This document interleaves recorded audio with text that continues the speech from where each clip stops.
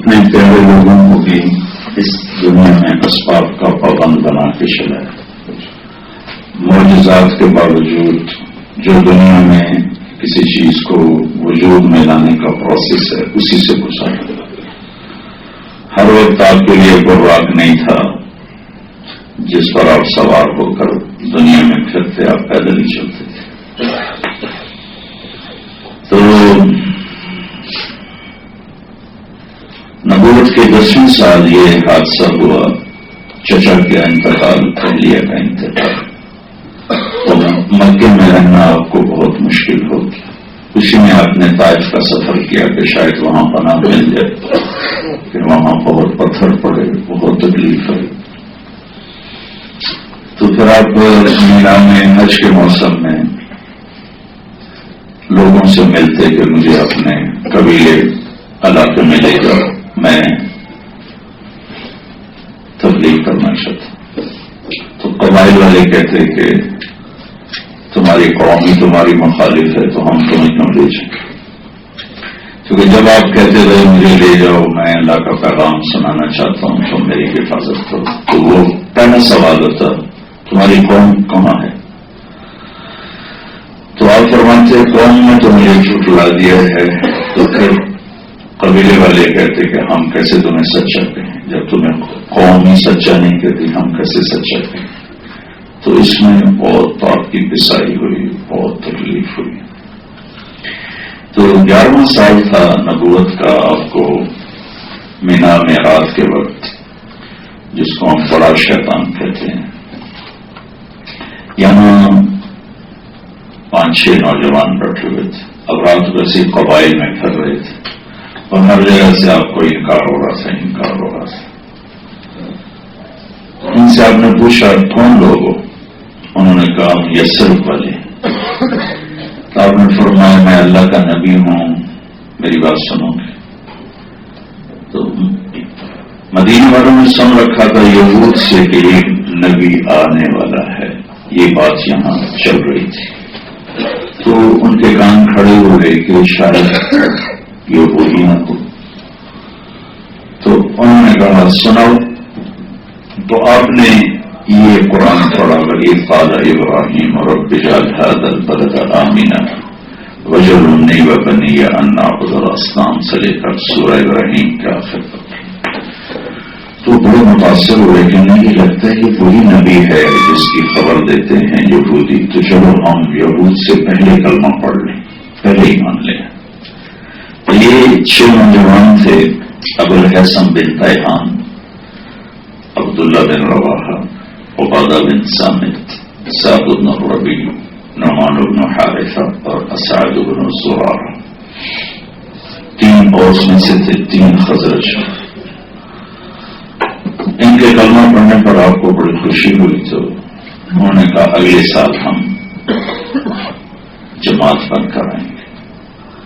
تو نبوت کے 12ویں برس 12 لوگ آئے، ان سے بیعت ہوئی. پھر انہوں نے اگلے سال کا وعدہ کیا تو 72 لوگ آئے، 2 عورتیں، 70 مرد. وہ بڑے شیطان کہ لیفٹ جب مکے میں کھڑے ہوں اور ادھر دیکھیں تو لیفٹ ایک بہت بڑا پہاڑ تھا جو ہے آل سعود کو اللہ جزائے خیر دے، انہوں نے حاجیوں کے لیے بہت کام کیا ہے. وہ تنگی ہوتی تھی، انہوں نے سارا پہاڑ ہٹا دیا، اب وہ پلین میدان ہو گیا. وہاں ایک چھوٹی سی تنگ گھاٹی تھی، اس میں یہ سارا مجمع جمع ہوا اور بیعت ہوئی. تو جب بیعت ہونے لگی تو ایک انصاری نوجوان ہے عباس بن عباس، وہ کھڑے ہوئے اور کہنے لگے کہ یسرب والوں تھوڑی دیر صبر کرو، میری بات سن لو. بیعت کرنے سے پہلے یہ سوچ لو کہ اگر اس کو اپنے ساتھ لے جاؤ گے تو تمہارے بچے یتیم ہوں گے، عورتیں بیوہ ہوں گی، جوان تمہارے قتل ہوں گے، باپ تمہارے اجڑیں گے اور کھیتیاں تمہاری ویران ہو جائیں گی، سارا عرب تم پہ حملہ کرے گا. برداشت کر سکتے ہو لے جاؤ، نہیں کر سکتے ابھی چھوڑ، بعد میں چھوڑنا بہت ذلت کی بات. پہلی بیعت میں جو شریک تھے ابو الہیثم بن طیحان وہ کھڑے ہوئے، کہیں گے یا رسول اللہ یہ جو ہمیں کہہ رہا ہے کہ یہ ہوگا، اگر ایسا ہو جائے، اور ہوا بھی صحیح پھر بعد میں اگر ایسا ہو جائے تو ہمیں ملے گا کیا؟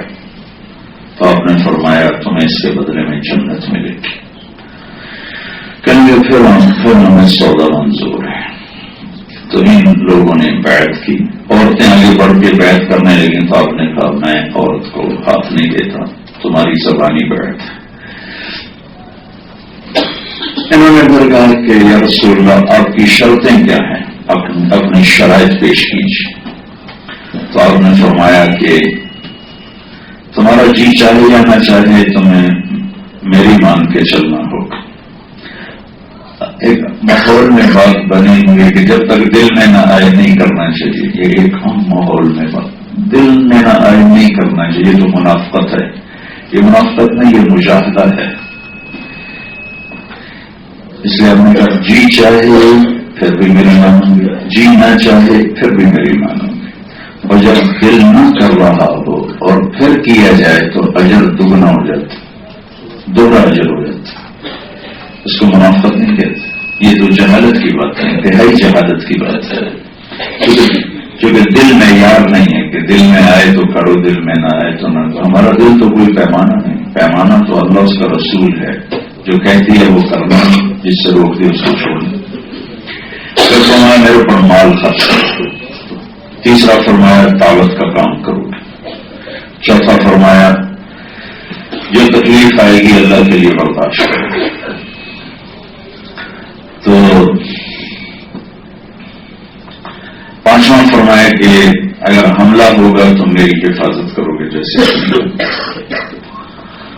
اور چھٹا فرمایا اللہ کے راستے میں جہاد کرو۔ کہیں ٹھیک منظور۔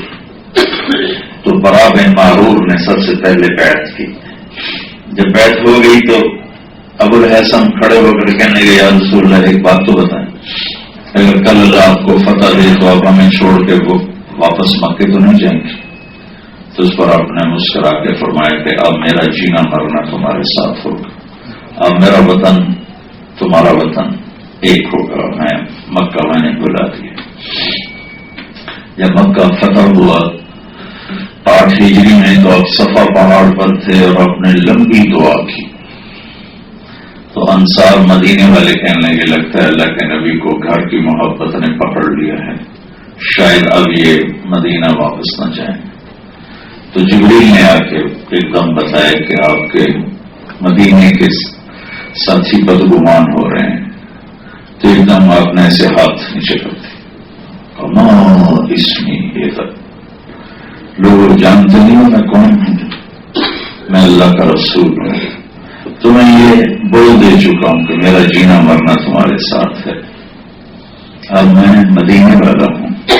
پھر وہ سارے رونے لگے مدینے والے کا، یا رسول اللہ یہ بدگمانی صرف محبت کی زیادتی کی وجہ سے تھی اور کسی وجہ سے نہیں۔ کہا اللہ اس کے رسول کو معلوم ہے کہ شک کی وجہ سے نہیں، بلکہ اللہ اس کے رسول کی محبت کی وجہ سے تھی۔ تو 14 ہجری میں اجازت ہو گئی مکہ چھوڑنے کی، تو صحابہ نکلنے لگے۔ اب 27 صفر کو جمعے کی رات کو وہاں سے نکلے ابوبکر کو ساتھ لے کر۔ ابوبکر رضی اللہ تعالیٰ نے ایک غار ڈھونڈا ہوا تھا، غار ثور جس کو کہتے ہیں، جبل ثور کے اوپر بالکل سیدھا پہاڑ ہے۔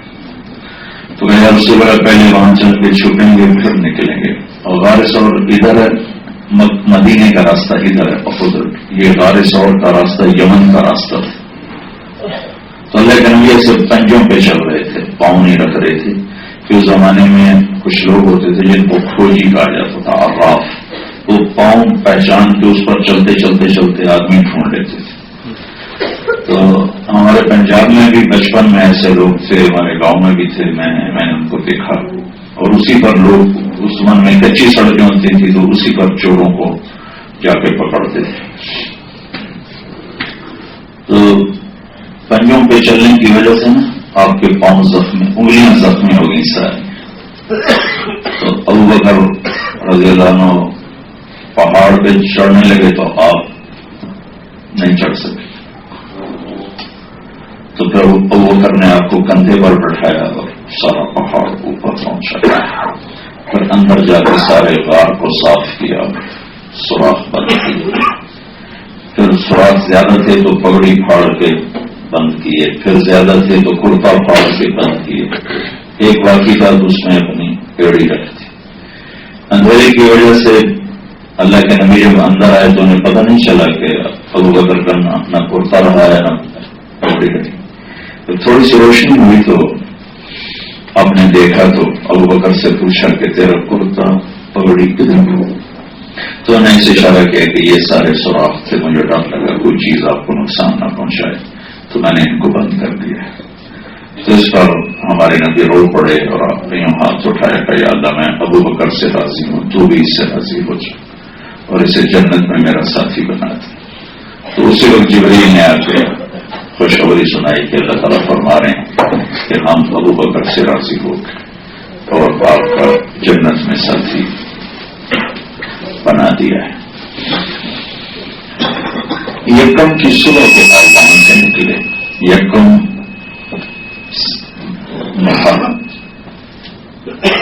27 صفر کو تھا، تو ربیع الاول کی یکم تاریخ تھی جب آپ مکہ سے نکلے۔ یہاں خبر پہنچ چکی تھی کہ آپ کی آمد ہے، تو مدینے والے روزانہ قبا جا کر بیٹھ جاتے، آپ کا انتظار کر کے واپس آ جاتے تھے۔ تو آپ وہاں سے یکم کو نکلے اور مکے کو نکلے تہجد کے وقت میں، تو مکے کو دیکھا تو کہا اے مکہ تو مجھے بہت پیارا تھا، میری قوم نہ نکالتی تو میں چھوڑ کے کبھی اور کہیں نہ جاتا۔ تو 8 تاریخ کو آپ 9 کو آپ قبا پہنچے ہیں، لیکن مدینے والے انتظار کر کے واپس چلے گئے تھے۔ تو یہاں سے قبا جائیں تو راستے میں ایک جگہ تھی، اب تو سب وہاں آبادی ہے، یہاں یہودیوں کا قبیلہ تھا قینقاع، بنو قینقاع۔ تو جب مدینے والے واپس چلے گئے تو ایک یہودی اپنے گھر کی چھت پہ چڑھا اپنے کسی کام، تو اس نے دیکھا قبا کے اس طرف، تو اسے غبار اڑتا نظر آیا۔ اتنا علم تھا ان لوگوں کے پاس کہ خالی غبار دیکھ کر اس نے مدینے کی طرف منہ کر کے آواز لگائی، یثرب والو بنی قیلا، بنی قیلا تمہارا نبی آ گیا۔ خود ایمان نہیں جائے، اتنا علم ہونے کے باوجود صرف غبار دیکھ کر پہچان لیا کہ وہی ہے، بنی قیلا تمہارا نبی آ گیا۔ لوگ آئے بھاگتے ہوئے، اتنے میں آپ پہنچ کر بیٹھ چکے تھے ایک چٹان کے نیچے سائے میں، ابو بکر کھڑے ہوئے تھے۔ تو اللہ کے نبی کو تو کوئی بھی نہیں پہچانتا تھا، آپ کی داڑھی سیاہ کالی تھی، ابو بکر کی داڑھی کالی سفید تھی، تو انہوں نے سمجھا کہ یہ سفید داڑھی والا ہی نبی ہے، تو سارے ان سے مسافر کرتے رہے، اور ابو بکر نے یہ نہیں بتایا کہ میں نہیں وہ ہیں مسافروں کی تکلیف سے بچانے کے لیے۔ کہ مجموعہ زیادہ اور مسافہ کرنا یہ بہت بڑی مشقت بن جاتی ہے، اس لیے بچانا چاہیے، جو کہ میں خود اس میں مبتلا ہوں اور بہت تکلیف اٹھاتا ہوں، پھر نہ کروں تو تکبر کا فتویٰ فوراً ملتا ہے مجھے، بہت متکبر آدمی صرف پیسے والوں سے ہاتھ ملاتا اور کسی سے نہیں ملاتا۔ تو یہ تھوڑا سا سلیقہ ہونا چاہیے کہ ملنے کے آداب کیا ہیں۔ 500 کا مجمع ہے، 50,000 5,000 کا مجمع، سارے مسافر کے لیے ہاتھ بڑھائیں گے تو کیسے ہوگا؟ زبان سے کہنا چاہیے، رش نہ ہو، بے شک آپ مسافر کرو۔ چلتے آدمی کو معانقہ نہیں کرنا، پکڑ کے معانقہ شروع کر دیتے ہیں، کسی کو تکلیف دینا حرام ہے، اور مسافہ معانقہ سنت ہے، حرام سے بچنا فرض ہے، تو ہم سنت کے پیچھے فرض توڑ دیتے ہیں، فرض چھوڑ دیتے ہیں۔ چلتے آدمی سے معانقہ نہیں کرنا چاہیے، چلتے آدمی سے مسافہ نہیں کرنا چاہیے، منہ سے سلام کرنا چاہیے، وہ آگے ہاتھ بڑھائے پھر آپ بڑھا۔ ابو بکر نے نہیں بتایا کہ میں نہیں وہ ہیں، سارے مسافر وصول کر دیے، سورج تھوڑا سا اوپر آیا تو سایہ ختم ہو گیا چٹان کا، تو ابوبکر نے بھاگ کے اوپر چادر ڈال دی، تو پھر لوگوں کو پتا چلا کہ سارے مسافر غلط ہو گئے، نبی تو ادھر نہیں، اتنے میں آپ آرام کر چکے تھے۔ 2 ہفتے آپ نے وہاں قیام کیا، اور کلثوم بن حزم کے گھر آپ نے اسٹے فرمایا، وہاں مسجد بنائی، اور پیچھے سے صحابہ آ کر ملتے رہے، حضرت علی بھی پہنچ گئے، آپ کے گھر والے بھی پہنچ گئے۔ پھر 22 ربیع الاول کو جمعہ کے دن 500 مدینے کے نوجوان تیر تلواروں سے مسلح آپ کی خدمت میں حاضر ہوئے کہ اب ہمارے شہر چلیں۔ اس وقت تک اس کا نام یثرب تھا۔ تو نکلتے نکلتے تھوڑی دیر ہو گئی، تو وہاں سے نکلے تو راستے میں بنو سالم کا محلہ تھا، وہاں جمعے کی نماز کا وقت ہو گیا، تو وہاں آپ نے پہلی جمعہ کی نماز پڑھائی۔ جو بنو سالم میں مسجد جمعہ اب بھی ہے، ان دنوں میں بند کر دیتے ہیں، عام دنوں میں کھلی ہوتی ہے، ہاں جمعہ کی نماز پڑھائی، اور اس کے بعد آپ وہاں سے چلے تو راستے میں جو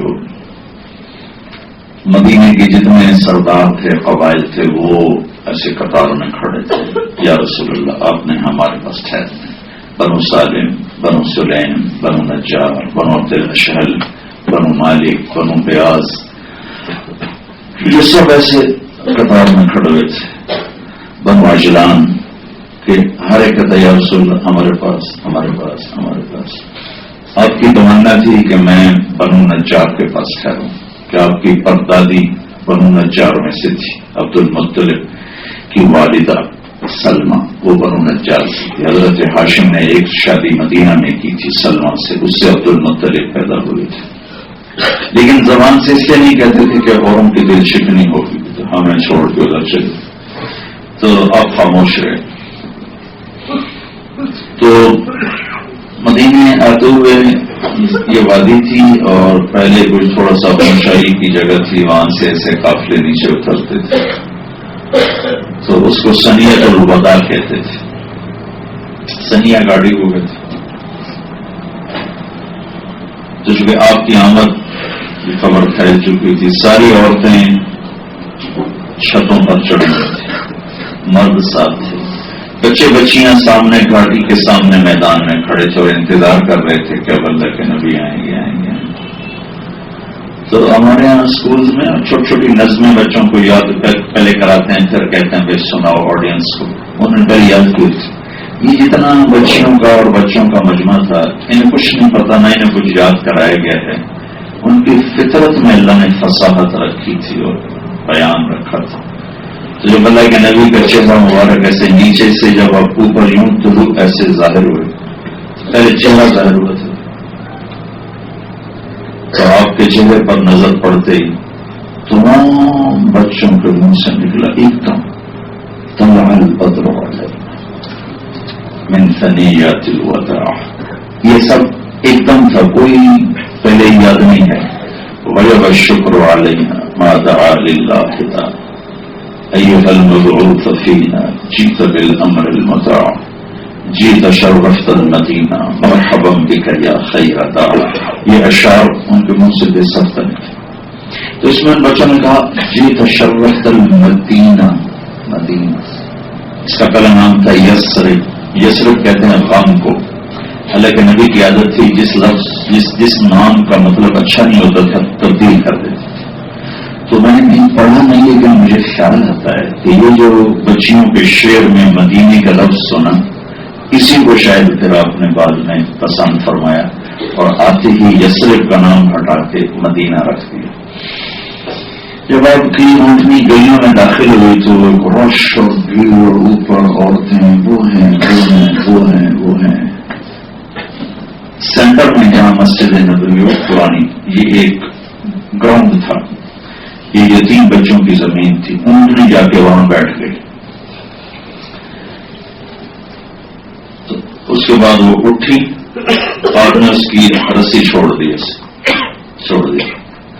تو اس نے ایسے سارے طرف یوں دیکھنا شروع کیا، ایسے جیسے ہم مجمع میں پہچاننے کی بھی کوشش کرتے ہوئے کہاں بیٹھا ہوا، یوں دیکھتے ہیں یوں دیکھتے ہیں دیکھتے ہیں، جب نظر آ جاتا ہے تو ایک دم ایسے اشارہ دیتے ہیں، تو اونٹنی ایسے دیکھنا شروع کیا، اور سب کے دل دھک دھک کر رہے ہیں، کیونکہ سارے سردار کھڑے تھے اور سب کی تمنا تھی ہمارے پاس ہمارے پاس، اور آپ نے اس کی رسی چھوڑ دی تھی اور سب کو پتا تھا کہ اوپر سے کمانڈ ہوگی، اب ہماری کمانڈ بھی ختم اور اللہ کے نبی کا ارادہ بھی ختم تھا۔ اللہ تو اپنے نبی کے ارادے کے مطابق ہی کر رہا تھا، لیکن سب کی دل جوئی ضروری تھی۔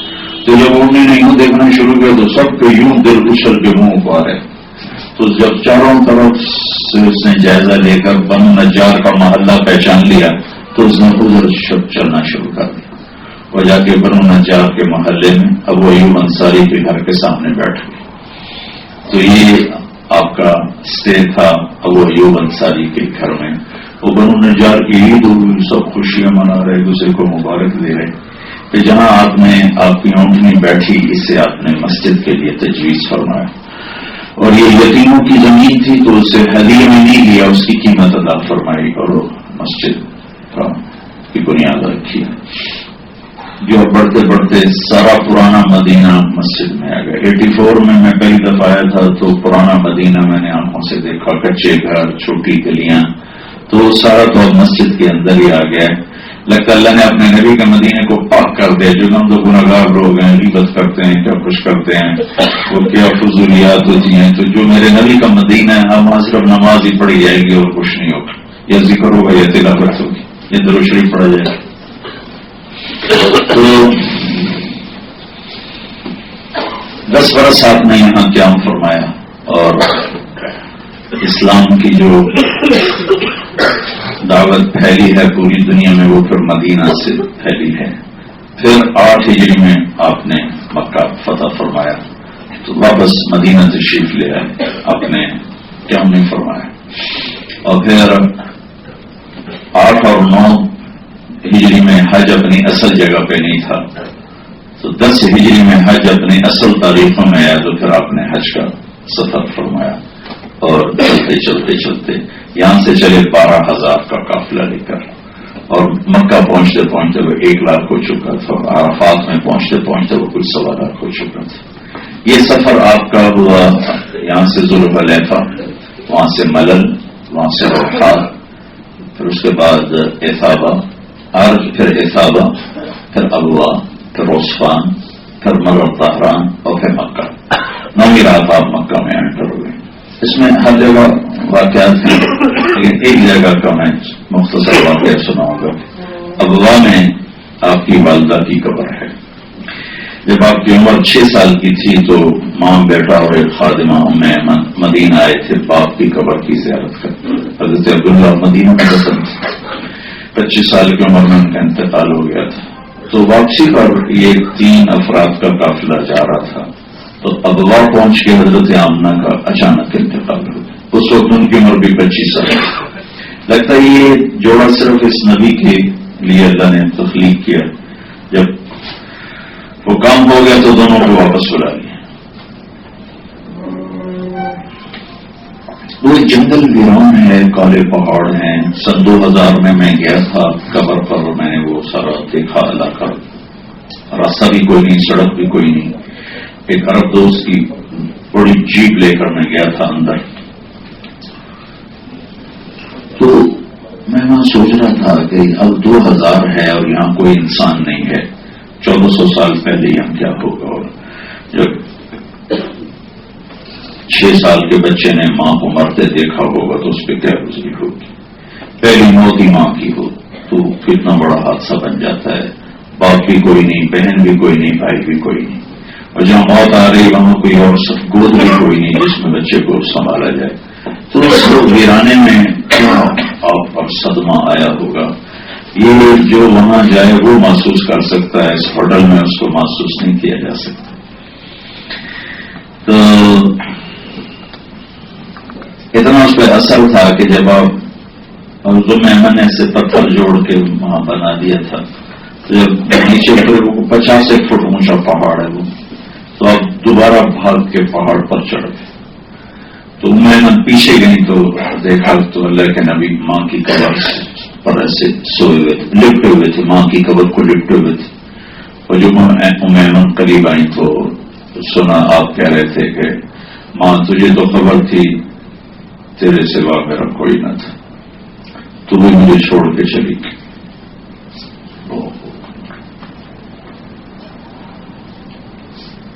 زندگی سفر میں گزری، ایسا سفر میں نے کبھی نہیں کیا. عجب جگہ تھی، عجب جگہ تھی. تو یہ 6 سال کی عمر کی بات ہے اللہ کے نبی کی. اب آپ کی عمر 63 سال ہے، 57 سال گزر چکے. لیکن جب آپ وہاں پہنچے تو سامنے ابوا میں اسٹے تھا، 70,000 کے ٹھہرنے کا انتظام کیا گیا. تو آپ نے اپنے اونٹنی کا رخ پہاڑوں میں ڈال دیا اور جا کے سیدھے ماں کی قبر پہ کھڑے ہوئے. اور کتنا گزر چکا ہے وقت؟ 57 سال. 57 دن کے بعد ہر غم بھول جاتا ہے. 57 سال گزر چکے. تب اپنے اونٹنی سے اترے، احرام باندھا ہوا تھا، ننگے سر، اپریل کی شدید دھوپ. تو ماں کی قبر کے سرہانے جا کر بیٹھے، جیسے گھٹنے اٹھا کے اور یوں ہاتھ اوپر رکھے اور سر گھٹنوں میں دیا تھا. اور جیسے چھوٹے بچے روتے ہیں ایسے آپ نے رونا شروع کیا. اور روتے روتے روتے ساری داڑھی آپ کی آنسوں سے تر ہو گئی. اور پھر آپ نے اعلان کیا کہ میں رات یہیں گزاروں گا، آگے نہیں جاؤں گا. اور آپ نے اس تمنا کا اظہار کیا، کاش میری ماں زندہ ہوتی تو لوگ دیکھتے میں ان کی کیسی خدمت کرتا. میں عشاء کی نماز کے مصلے پر ہوتا، سورۃ فاتحہ پڑھ رہا ہوتا اور میرے گھر سے آواز آتی بیٹا محمد، تو میں اپنی ماں کے لیے نماز توڑ دیتا.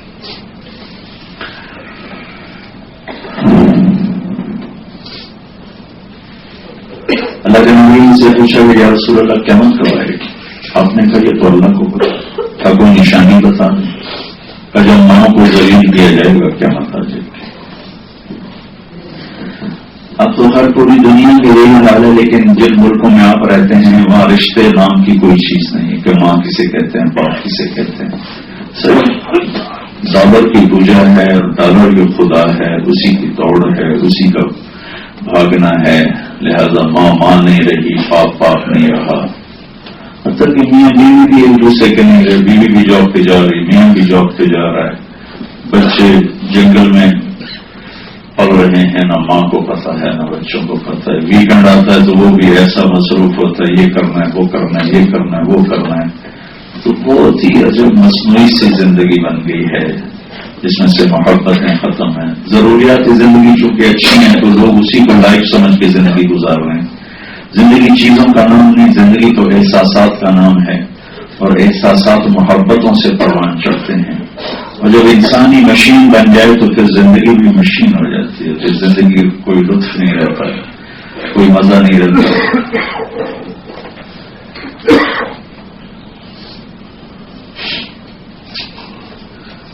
حج سے واپسی کے بعد آپ 3 مہینے زندہ رہے. جو حج سے محرم، صفر، ربیع الاول، 22 ذوالحج کو واپسی تھی اور 2 مہینے 3 مہینے سے کچھ کم. یکم ربیع الاول کو آپ کے سر میں درد ہوا عصر کی نماز کے بعد، اور حضرت عائشہ کے گھر میں آپ کا قیام تھا. پھر وہ بڑھتے بڑھتے بخار میں تبدیل ہو گیا. تو آپ نمازیں پڑھاتے تھے اور کم پر چلے جاتے تھے، تکلیف زیادہ ہو گئی تھی. پھر آپ کے تمنا یہ ہوئی کہ میں بیماری کے دن عائشہ کے گھر میں گزاروں، لیکن انصاف کی وجہ سے اپنی زبان سے نہیں کہا کہ وہاں گزارنا چاہتا ہوں. لیکن یہ کہنا شروع کیا کہ کل کس بیوی کی باری ہے جس کے گھر میں جاتے، کل کس کی باری ہے. ایسی ساری بیویوں نے سمجھا کہ اللہ کے نبی چاہتے ہیں عائشہ کے پاس وقت گزرے. تو حضرت میمونہ کے گھر جب آپ پہنچے ایک ایک دن کرتے ہوئے، تو وہاں پھر آپ نے پوچھا کل کس کی باری ہے. تو پھر آپ کی بیویوں نے کہا یا رسول اللہ، ہم سب خوشی سے اجازت دیتی ہیں آپ عائشہ کے گھر چلے جائیں. جب اللہ آپ کو صحت دے پھر آپ اپنی ترتیب قائم فرما دیں. تو آپ نے سب کا شکریہ ادا کیا اور پیر کے دن آپ حضرت عائشہ کے گھر داخل ہوئے اور اگلے پیر اللہ کے پاس چلے گئے. تو جانے میں 5 دن باقی تھے تو آپ نے ظہر کی نماز سے پہلے آپ مسجد میں آئے، ممبر پر بیٹھے اور کہا لوگوں میں ایک زمانہ گزار کے جا رہا ہوں تمہارے ساتھ. میں نے کسی پہ زیادتی کی ہو بدلہ لے لو، کسی کا حق مارا ہو حق لے لو، کسی کو تھپڑ مارا ہو چھڑی ماری ہو مجھ سے بدلہ لے لو. قیامت کے دن میرے خلاف تم کوئی دعویٰ نہ کرنا، یہاں میں حاضر ہوں. تو اس پر سارے رونے لگے، کسی نے جواب نہیں دیا. پھر اپنی نماز پڑھ لی. اس کے بعد پھر یہ درخواست تو ایک شخص نے کھڑے ہو کر کہا آپ نے میرے 3 روپے دیں گے. آپ نے کہا کس چیز کے؟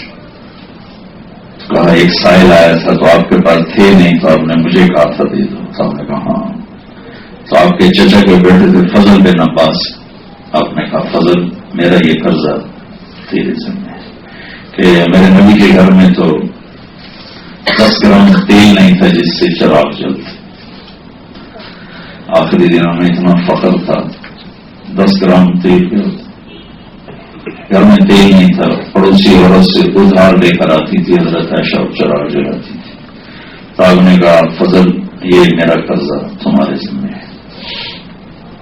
جمعرات کو عشاء کی نماز پڑھانے کے لیے اٹھے تو بے ہوش ہو گئے. پھر ہوش میں آیا پوچھا نماز ہوگی کا یہ انتظار ہو رہا. پھر اٹھنے لگے پھر بے ہوش ہو گئے. 3 دفعہ اٹھے بے ہوش ہو گئے. پھر آپ نے فرمایا کہ ابو بکر سے کہو نماز پڑھائے. تو ابو بکر پیچھے تھے عمر پہلی سب میں تھے. تو لوگوں نے عمر کو آگے کر دیا کہ نماز پڑھانی ہے کوئی پڑھا. تو انہوں نے اللہ اکبر کہا تو اللہ کے نبی نے اندر سے زور سے کہا کہ عمر کو پیچھے کرو ابو بکر کو آگے کرو. میرے اللہ کا فرمان ہے میرے مسلح پر ابو بکر کے سوا اور کوئی کھڑا نہیں ہو سکتا. پھر عمر کو نماز توڑوا کے عمر کو پیچھے کیا گیا ابو بکر کو آگے کیا. تو انہوں نے 17 نمازیں پڑھائیں. جمعرات کی عشاء، جمعہ ہفتہ کی، اتوار کی 15 اور پیر کی 1 فجر. 17 نماز. ہفتے کے روز آپ ظہر یا عصر میں آئے. ابو بکر نماز پڑھا رہے تھے تو وہ پیچھے ہٹنے لگے تو آپ نے اشارہ کیا اور ابو بکر کے ساتھ بیٹھ کر آپ نے باجماعت ان کے پیچھے نماز پڑھا کر وہ ایک اشارہ کیا کہ میرے بعد میری جگہ پر ابو بکر ہوگا. اس کے بعد آپ مسجد میں تشریف نہیں لا سکے. اور پیر کو فجر کی نماز ہو رہی تھی تو آپ نے دروازہ کھول کے دیکھا. تو حضرت فرماتے ہیں کہ ایسا ہمارے اوپر حال طاری ہوا کہ ہمیں یاد ہی نہ رہا کہ ہم نماز پڑھ رہے ہیں. ہم سب اللہ کے نبی کو دیکھنے لگے نماز کے اندر ہی. تو پھر آپ نے دروازہ بند کر دیا کہ یہ آخری جھلک اور ملاقات تھی اپنی امت کے ساتھ. پھر تھوڑی دیر کے بعد اشراق کے بعد آپ نے اپنی ساری بیویوں کو بلایا اور ان سے ملاقات فرمائی. پھر ان کو رخصت کر دیا. پھر حضرت فاطمہ کو بلایا ان سے ملاقات کی اور ان کے کان میں کہا کہ میں آج جا رہا ہوں. تو وہ رونے لگی تو ان سے کہا نہیں رو نہیں تیری میری پہلی ملاقات ہے. 6 مہینے بعد حضرت فاطمہ کا انتقال ہو گیا صرف 24 سال کی عمر. پھر اپنے حضرت علی کو بلایا ان کا سر اپنی گود میں رکھا اور ان کے کمر پہ ہاتھ پھیرتے رہے دعا دیتے رہے. پھر ان کو رخصت کیا. پھر سب سے آخر میں اپنے حسن اور حسین کو بلایا. آپ فرمایا کرتے تھے میری آنکھوں کی ٹھنڈک ہیں حسن اور حسین. اور فرمایا کرتے تھے یا اللہ میں ان سے پیار کرتا ہوں تم بھی ان سے پیار کرو. اور یہ فرمایا کرتے تھے جو ان سے محبت کرے گا اللہ ان سے محبت کرے گا، جو ان سے بغض رکھے گا اللہ ان سے بغض رکھے. پھر آپ نے دونوں کو ایسے چمٹا لیا اپنے ساتھ اور ان کے سر چومے اور ساتھ ہی آپ کے آنسو جاری ہو گئے.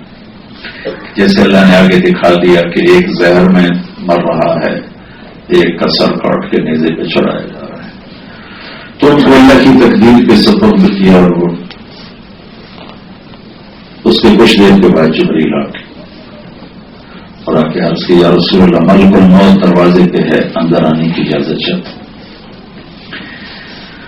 تو آپ نے اجازت دی تو ملک الموت نے آ کر کہا السلام علیکم یا رسول اللہ اور کہا کہ آپ پہلی ہستی ہیں جنہیں میں سلام کر رہا ہوں. میں نے آج تک کسی کو سلام نہیں کیا لیکن آپ پہلی ہستی ہیں. اللہ نے کہا پوچھ کے اندر جانا پوچھے نہیں. کیسا مقام ہے جہاں موت کا فرشتہ بھی پوچھ کے آئے. کیا عظیم ہستی ہے. ہم نے ان کی زندگی کو کیسے آسانی سے چھوڑ دیا. لیکن اگر آپ پہلی ہستی ہیں اللہ نے کہا آنا چاہیں تو لے آنا، رہنا چاہیں تو چھوڑ کے آ جانا. تو آپ نے فرمایا اچھا اگر میں تمہیں اجازت دے دوں تو میری جان نکال لو گے؟ جی آپ کو بھی نکال دوں گا. پھر آپ نے جبریل کو ایسے دیکھا تو کیا کہتے ہیں؟ تو جبریل نے کہا یا رسول اللہ اللہ آپ کی ملاقات کا شوق رکھتے ہیں. اچھا تو جاؤ اللہ سے پوچھ کے آؤ میرے بعد میری امت کے ساتھ کیا کرے گا. پھر جواب تو اس پر جبرائیل کھڑے رہے اور ملک الموت واپس گئے. آج ملک الموت کھڑے رہے، جبرائیل واپس گئے.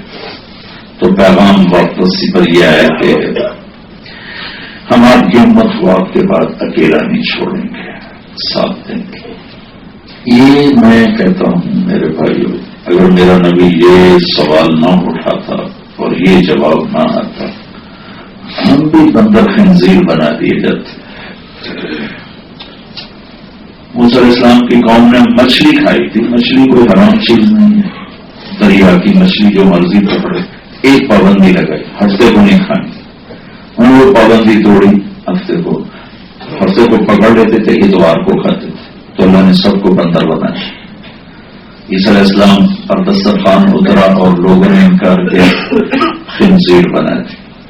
اس سے بڑے گناہ یہ امت روزانہ کر رہی ہے. لیکن اللہ نے ہماری شکلوں میں باقی رکھا ہے اس دعا کے تحفے کہ میرے بعد میری امت کے ساتھ آپ کیا کریں تو ساتھ.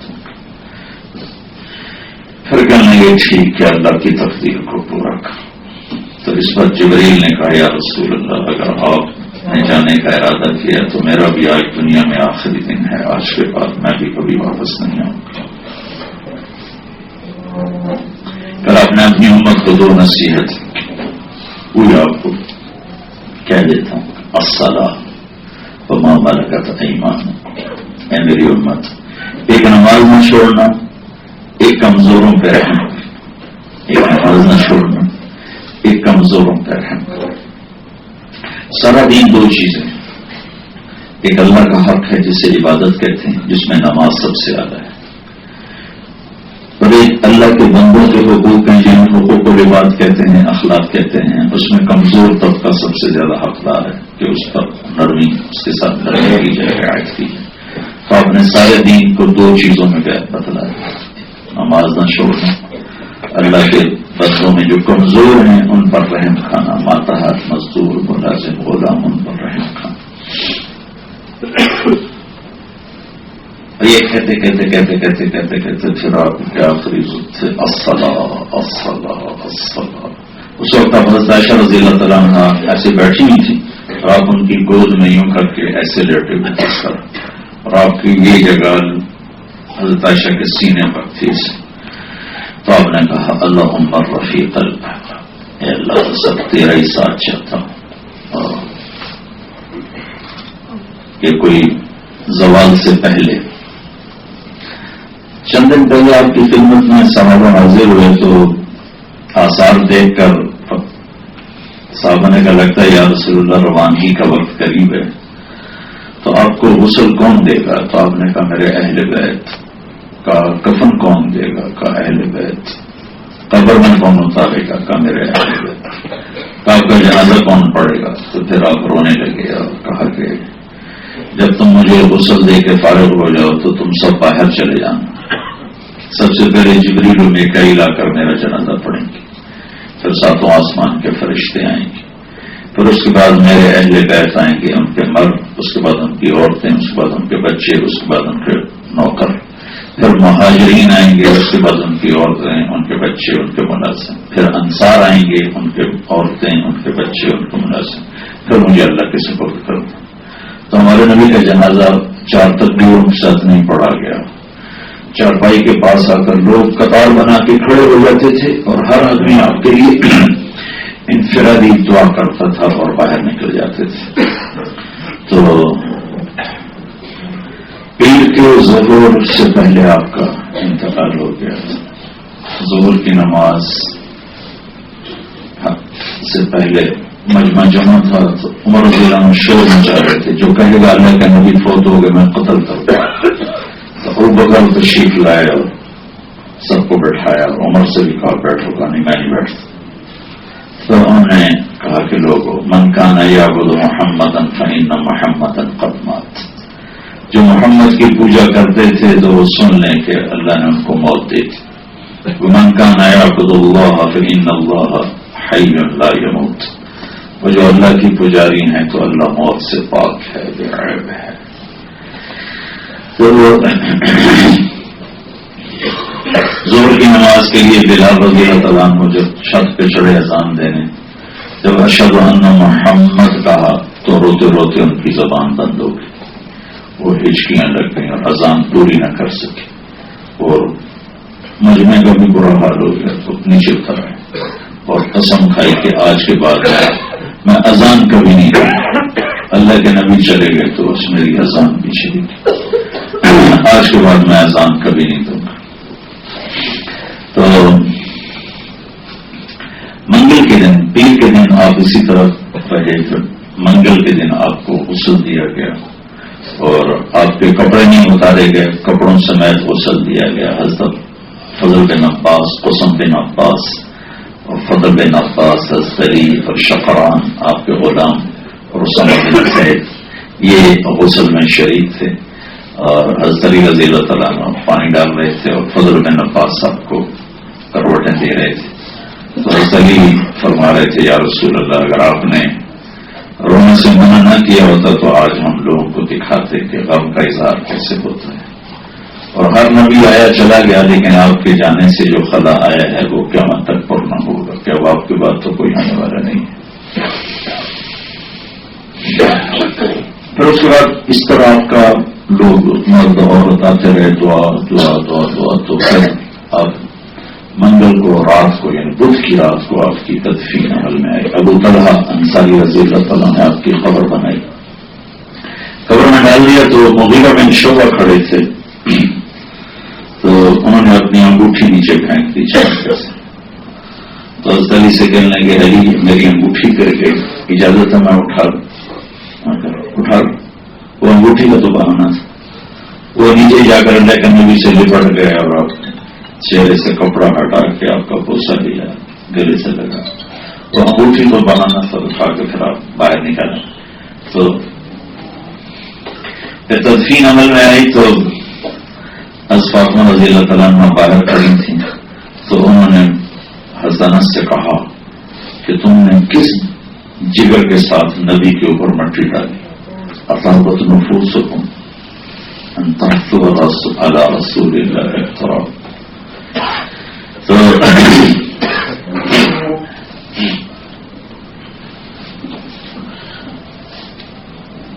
بلال رضی اللہ تعالیٰ عنہ نے قسم کھائی کہ میں اذان نہیں دوں گا، پھر مدینے میں رہنا مشکل ہوا تو مدینہ چھوڑ کے چلے گئے۔ 6 مہینے بعد اللہ کے نبی خواب میں ملے کہ بلال یہ کیا بے وفائی، ہمارے پاس آنا چھوڑ، اس وقت ملک شام میں تھے، جہاد، تو 3 ہفتے کا سفر 1 ہفتے میں کر کے پہنچے، نہ دن میں سوئے نہ رات میں، وہ بس صرف نماز کے لیے اترتے تھے اور بھگاتے بھگاتے بھگاتے، انہیں یہ خیال آیا کہ اللہ کے نبی زندہ ہیں، ایسا وجد تاری، وہ مدینے میں شور مچا دیا، میں آ گیا، میں قریب آئے تو یاد آیا کہ آپ تو چلے گئے، تو آ کر آپ کی قبر پہ گر گئے، کہنے کہ میں تو آ گیا لیکن آپ کہاں چلے گئے۔ تو اس گلیہ ازاری میں نماز کا وقت ہوا تو سب کی تمنا ہوئی کہ آج بلال اذان دے، اور سب کو پتا تھا بلال کو قسم کھا چکی، تو سب لوگوں نے حسنین سے کہا، حسن حسین سے کہا آپ کہو آپ کی بات رد نہیں کریں گے۔ تو یہ دونوں بچے تشریف لائے کر چچا ہماری ایک درخواست ہے کہ جیسے آپ ہمارے نانا کے لیے اذان دیتے تھے آج ہمارے لیے دے دو۔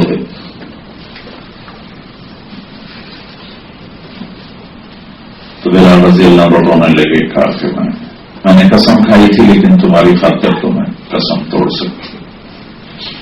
تو جب وہ اس چھت پہ چڑھنے لگے تو ایسے سب کی سانسیں رک گئی، آنکھیں پھٹ گئی، لمحات تھم گئے، کانوں میں انگلیاں دے کے صرف اللہ اکبر کہا تھا کہ سارے مدینے میں ماتم مچ گئی اور عورتیں روتی ہوئی گھروں سے باہر نکل آئیں، اور ایک دفعہ یوں لگا جیسے اللہ کے نبی کا زمانہ دوبارہ واپس آ گیا ہے۔ چیخ و پکار میں یہ اذان پوری ہوئی۔ یہ مختصر سا مدینہ میں نے آپ کو بتایا ہے، یہاں سے جاتے ہو اپنے نبی کی محبت لے کر جاؤ، ایسے خالی نہ جاؤ۔ عورتیں بازاروں میں چلی جاتی ہیں، کوئی سونا خرید رہی ہے، کوئی انگوٹھیاں خرید رہی ہے، آپ لوگ کچھ اور کر رہے ہو، یہاں سے جا رہے ہو واپس تو اپنے نبی کی محبت لے کر جاؤ، اپنے نبی کا عشق لے کر جاؤ، جو آگے کام بھی آئے گا، جو آگے کسی کنارے تک بھی پہنچائے گا۔ عمل تو ہے کوئی نہیں، چلو محبت کرنے والے پہنچ کہ ایک صحابی نے پوچھا یا رسول اللہ قیامت کب آئے گی؟ آپ نے کہا تو نے کیا تیاری کی ہے؟ تیاری تو کوئی نہیں کی.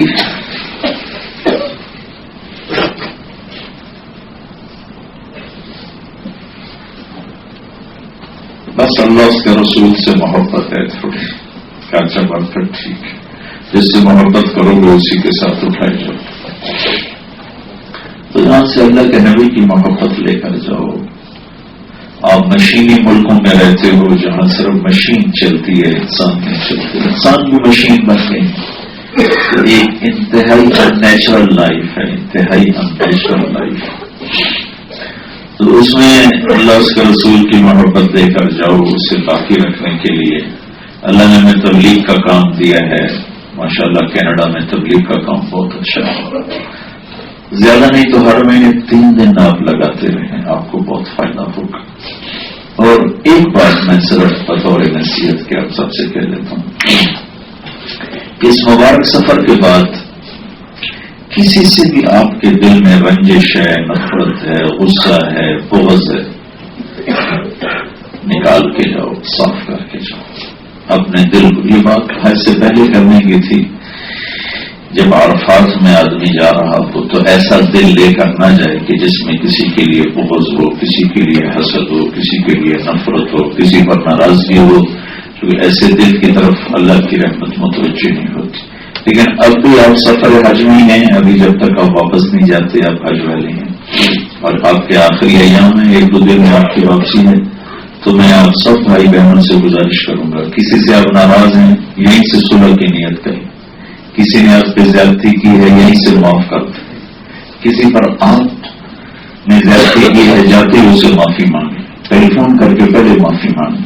کسی سے آپ بولتے نہیں ہیں جاتے ہی اس کو بلکہ یہیں سے اس کو سلام کر دیں. دل میں جتنے داغ ہیں انہیں دھو دیں. ایک کپڑے پہ لگا داغ ہم دیکھتے ہیں، دل پہ لگا داغ اللہ دیکھتا ہے.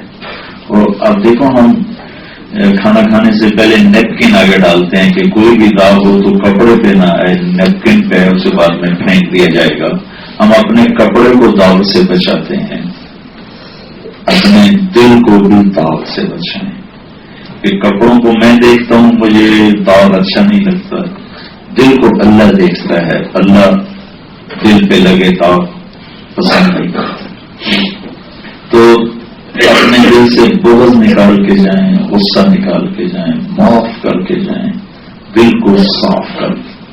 اور اللہ کے نبی کے دربار پر جا کر یا رسول اللہ میں آپ کو گواہ بنا کے کہتا ہوں جس نے میرے پر زیادتی کی میں نے معاف کیا ہے. میں اللہ اس کے رسول سے اس کی جزا دوں گا، لوگوں سے نہیں. اگر میں آپ پہ زیادتی کرتا ہوں تو آپ کا میرے اوپر حق بن جاتا ہے. آپ آخرت میں مجھ سے نیکیاں لے سکتے ہیں. لیکن اگر آپ یوں کہیں کہ اللہ میں اس سے نہیں لیتا میں آپ سے لوں گا، پھر اللہ اپنی شان کرے. مجھ سے کیا لے لو گے؟ 100-200 نمازیں مل جائیں گی، 1000-2000 نمازیں مل جائیں گی. لیکن اگر یوں کہہ دو کہ اللہ تو دے، اس سے نہیں چل چلے، معاف کیا، پھر اللہ دے گا تو اپنی شان کر دے گا، اپنے خزانوں کے مطابق دے گا. اور اس کے خزانے کا محدود ہے. اور ایک یہ نیت کر کے جائیں کہ یہاں اس سفر کے بعد کبھی اپنی زبان سے کسی کو دکھ نہیں پہنچا، کسی کی غیبت نہیں کرا، کبھی جھوٹ نہیں بول. ایک صحابی سے پوچھا، ایک صحابی نے پوچھا یا رسول اللہ مسلمان بخیل ہو سکتا ہے کہ وہ صاحب نے کہا ہو سکتا. پھر اس نے پوچھا مسلمان بزدل ہو سکتا ہے؟ آپ نے کہا ہو سکتا. پھر اس نے پوچھا مسلمان جھوٹ بول سکتا ہے؟ تو آپ نے کہا نہیں، جھوٹ نہیں بول سکتا. آپ نے کہا میرا امتی ہر گناہ کر سکتا ہے، انسان ہے، 2 نہیں کر سکتا. ایک جھوٹ کبھی نہیں بولے گا، ایک دھوکہ کبھی نہیں دے گا. 2 کام نہیں کر سکتا. تو اپنی زبان سے جھوٹ کو، غیبت کو، لوگوں کی توہین، بے احترامی اس کو نکال. ایک دوسرے کے لیے بول میٹھا کر لیں. خاص طور پر میاں بیوی اولاد ایک دوسرے کے لیے میٹھے بن جاؤ. اللہ کو انتہائی پسند ہے میٹھا بول اور انتہائی ناپسند ہے کڑوا بول. ایک دوسرے کو تانا دینا، مار دیتا ہے، یہ کیا کرتے، یہ کیوں نہیں کیا. زندگی بھر اللہ کے نبی نے یہ کسی کو نہیں کہا یہ کیا کر رہے ہو، یہ کیوں نہیں کیا، کبھی نہیں کہا۔ انس رضی اللہ عنہ فرماتے ہیں میں نے 10 سال اللہ کے نبی کی خدمت کی، آپ نے ایک دفعہ نہیں کہا یہ کیوں کیا، یہ کیوں نہیں کیا۔ اب 2 باتیں کہو، ایک فرائض نماز کا اہتمام ہو، نماز نہ چھوٹے، جاب میں بھی ہیں تو کوئی چھوٹا سا مصلی رکھیں، 5 منٹ کی اجازت دے کر جلدی سے نماز پڑھ لیں، نماز نہ چھوٹے۔ رمضان میں روزہ ہے، روزہ نہ چھوٹے، مال آ جائے زکات نہ چھوٹے، لیکن 24 گھنٹے کی زندگی میں 2 کام، بے شک زیادہ نفل نہیں پڑے جاتے نہ پڑھیں، زیادہ ذکر نہیں ہوتا نہ کریں، 2 کام کر لیں۔ ایک اپنی زبان سے کسی کو بے عزت نہ کریں، کسی کی بے اکرامی نہ کریں، کسی کو دکھ دینے والا بول نہ بولیں، اور ایک اپنے دل میں کسی کے بارے میں آئے کوئی رنج میل اس کو نکال کے صاف کرتے ہیں اللہ کے لیے، تو آپ کا عمل، آپ کا دین، آپ کا اسلام بہت خوبصورت ہو جائے گا، انتہائی خوبصورت اسلام ہو جائے گا اگر آپ 2 کام کریں۔ اپنی زبان کو لگام دیں، اور خاص طور پر جہاں رشتہ ہو، سامنے ماں باپ ہیں، سامنے بیوی ہے، بیوی کے سامنے خامد ہے، اولاد ہے، اولاد کے سامنے ماں باپ ہے، اپنی زبان کو انتہائی میٹھا کر لیں۔ کہ میٹھا بول بہت بڑی تسبیح ہے، بہت بڑی تسبیح ہے، ہزاروں نفلوں پر بھاری ہے ایک دل جوئی کی بات، اور ہزاروں کمیوں پر بھاری ہے ایک دل توڑنے والی بات، اور ہزاروں تلاوتوں پر بھاری ہے ایک محبت کا بول، اور ہزاروں گناہوں پر بھاری ہے ایک نفرت کا بول، ہزاروں نوافل پر بھاری ہے غیبت سے بچانا، اپنے آپ کو غیبت سے بچانا، اپنے گھر میں ہنسی مذاق پیار محبت جو مرضی بولو، کسی کے دل توڑنے والی بات نہ کرو، کسی کی غیبت نہ سنو نہ کرو، آپ کا گھر جنت بن جائے گا۔ انشاءاللہ یہ 2 باتیں اگر آپ لے لیں یہاں سے جاتے ہو، کہ اس زبان سے کسی کو تکلیف نہیں دے، اور اپنے دل میں کسی کے بارے میں بغض نہیں رکھنا، تو آپ کا دین مکمل ہو جائے، فرائض کی ادائیگی کے بعد مکمل ہو جائے۔ میٹھے بول میں جادو محاورہ ہے، میٹھے بول میں جادو ہے، اور اللہ کے نبی نے فرمایا کہ بعض بول ایسے ہوتے ہیں جو جادو کر دیتے، ان من البیان للسحر، بعض بول ایسے ہوتے ہیں جو جادو کر دیتے، وہ کیا ہوتا ہے؟ میٹھا بول ہوتا، محبت کا بول ہوتا، سخت بول تو میرے نبی کو اللہ نے کہا، تو اللہ کے بعد اگر کسی کا مقام ہے تو میرے نبی کا ہے، لیکن اللہ نے ان سے کہا میرے نبی لوگوں تفلتا، اگر آپ کی زبان میں شدت ہوتی، قلیل القلب، آپ کی طبیعت میں سختی ہوتی، لنفضوا من حولک، تو آپ کے صحابہ آپ کو چھوڑ کے چلے جاتے، ایک دوسرے کے لیے مرنے بن جائیں، ایک دوسرے کے لیے محبت بن جائیں، یہ بذات خود ایک بہت بڑی بندگی، بہت بڑا عمل ہے، اور چونکہ مارکیٹ میں یہ ہے نہیں تو جس کے پاس ہوگا اس کو قیمت بڑی لگے گی۔ یہ سودا جو میں آخری بتا رہا ہوں یہ ہے نہیں، مارکیٹ میں ہے نہیں۔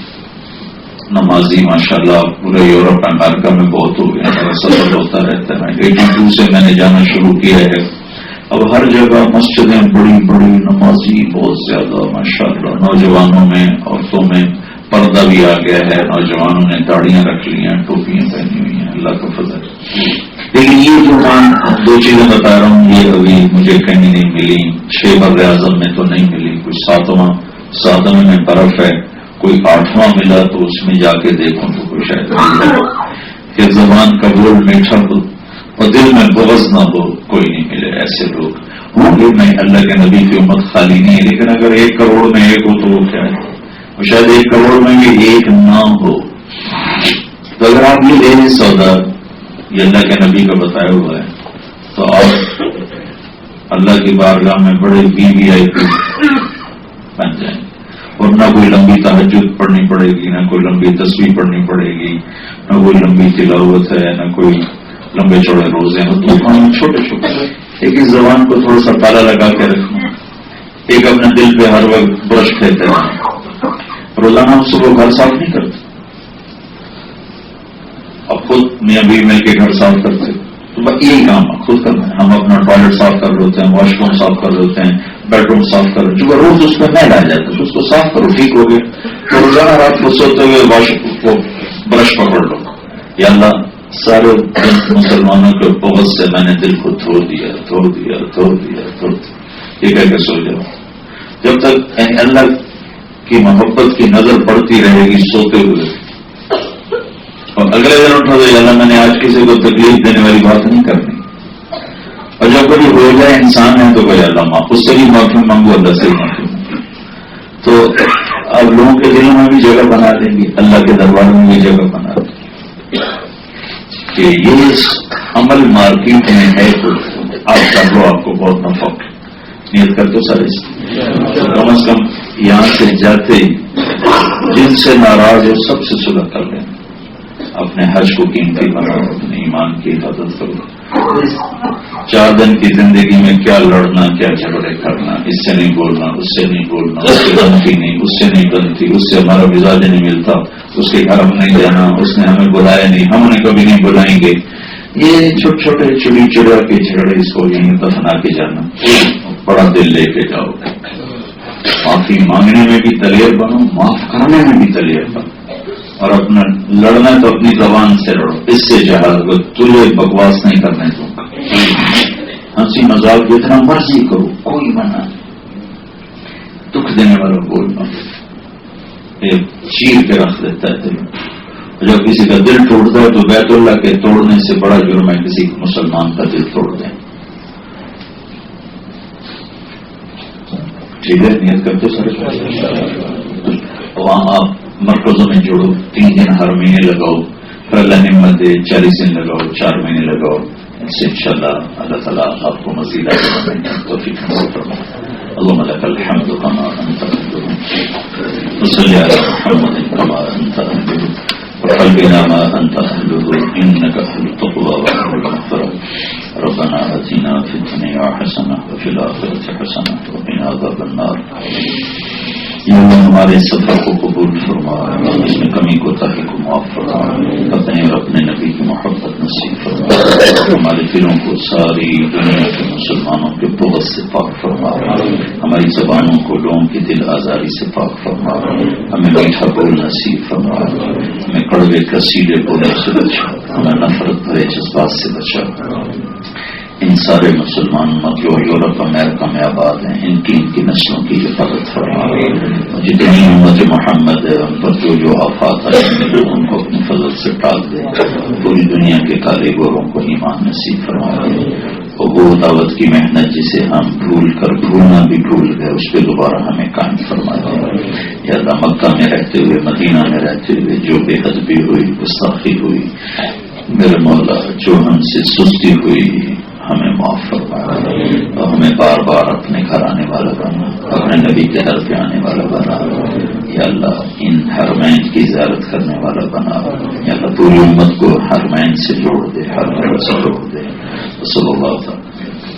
السلام علیکم.